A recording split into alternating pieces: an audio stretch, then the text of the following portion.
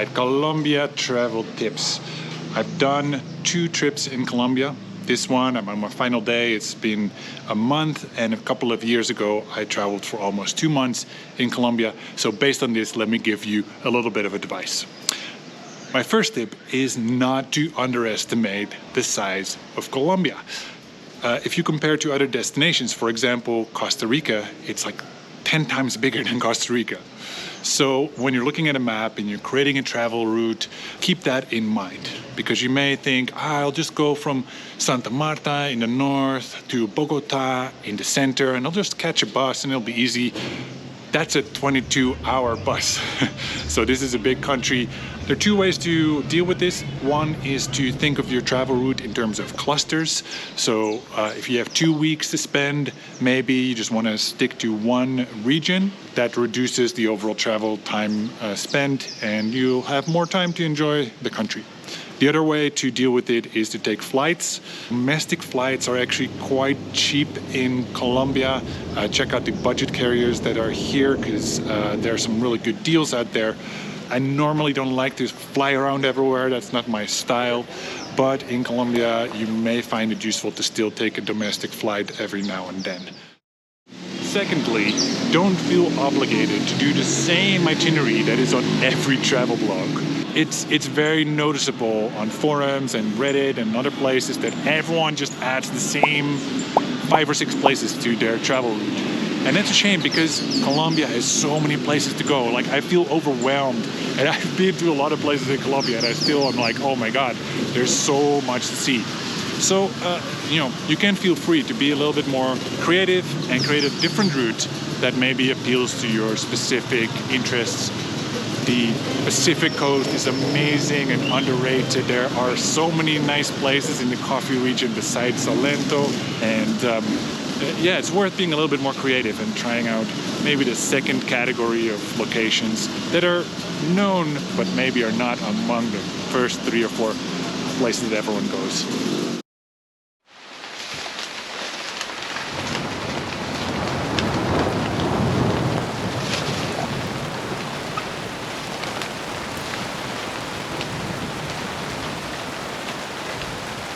Be sure to pack for every type of weather. If you think of Colombia, maybe you think of the tropics and like nice beaches with dry weather, very hot. That can be the case, especially in the north. However, there are so many different ecosystems in this country that you're also going to have lots of different types of weather. The Pacific coast is one of the wettest places on Earth. The mountains can be very cold. I went to Los Nevados National Park, and actually there, let me take off this silly poncho. Up there, actually, it was super freezing.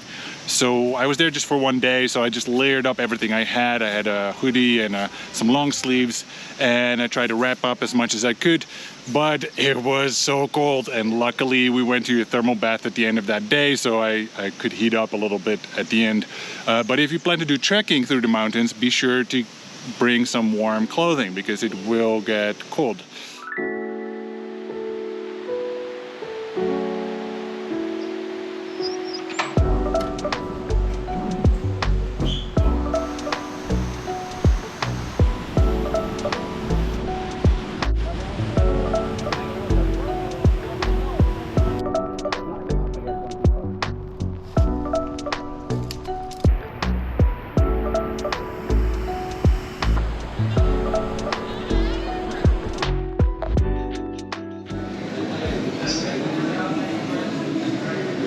When it comes to Colombia, we have to talk about safety a little bit.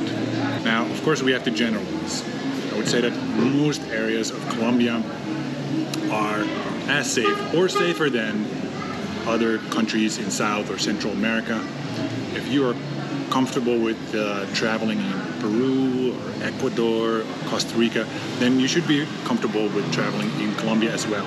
I think people have a lot of outdated associations with Colombia that are no longer correct. Of course, that doesn't mean that crime doesn't happen here, so read about general safety tips for travelers in general. If you are not an experienced traveler, you should know about these tips and look them up. And look up safety information about Colombia in particular. so that you are well informed. But keep in mind this, when you look up safety information, of course that information has to be complete, because these people or these bloggers or these authorities, they don't know what you're going to do in Colombia. So you might do some crazy stuff. So they have to say, do this, don't do that, don't go to this region, and list it all out. And if you read a list like that, you might get the impression that Colombia is a terrifying place, but it's not. Make sure that you balance the safety information with the knowledge that Colombia, the areas that you want to go to as a tourist or traveler, is very safe. Okay, this is not just based on my trips, but on conversations I've had with locals and people who live here. The cities can be a little bit different. So some of the cities require a little bit of extra care and awareness. The way to deal with this is just to be informed and just ask people, are there neighborhoods in the city that I shouldn't go to? Also, nightlife requires a little bit more care, I think, because people get drunk, and there's some other asterisks there. In terms of regions in Colombia, there are some regions that have a worse reputation for safety, but here's the twist. You're not going to go there. Like, who is going to go to the border with Venezuela, where all the smugglers are and where all the warnings are saying you shouldn't go? The places that people go are the places that get recommended in travel guides, that people tell each other about, that are on the tourist trail. That's where you're going to go, and those places are way safer than the specific areas that they mention, like by the borders, like certain regions. Now, I would say do inform yourself a little bit, of course. Don't be naive and everything. Hopefully that is a balanced take that I can give you. My next tip relates to this topic a little bit, which is to download the ride-hailing apps that are popular in Colombia. This will enable you to travel safely inside the cities. They always warn not to take unofficial taxis. Take official taxis if you can, or use a ride-hailing app, which is the safest way for inner-city travel. On the topic of apps, be sure to use WhatsApp, because a lot of tour agencies, for instance, or accommodations, they can be very easily reached on WhatsApp. So I've sometimes tried calling them or like sending an email and they don't respond.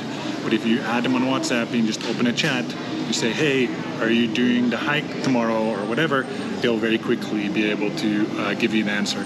So WhatsApp is actually a really nice tool to use in Colombia to plan your next steps.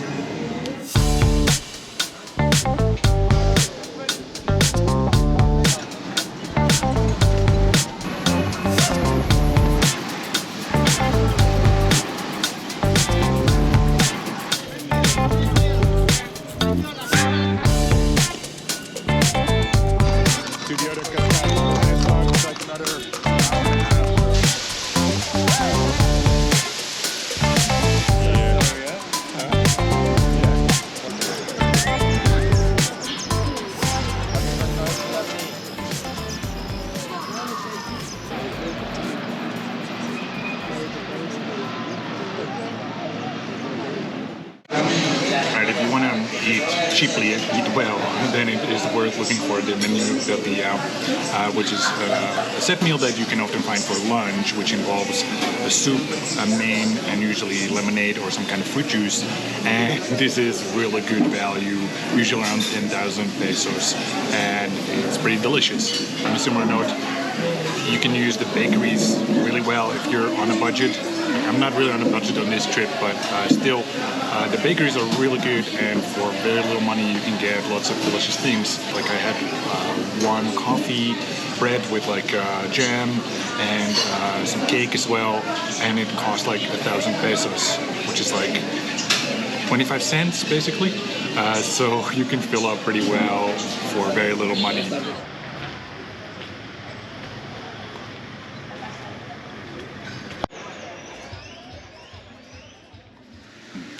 My final tip for traveling in Colombia is to enjoy it, but to have some patience, because not everything will always be fast, or not everything will always be efficient.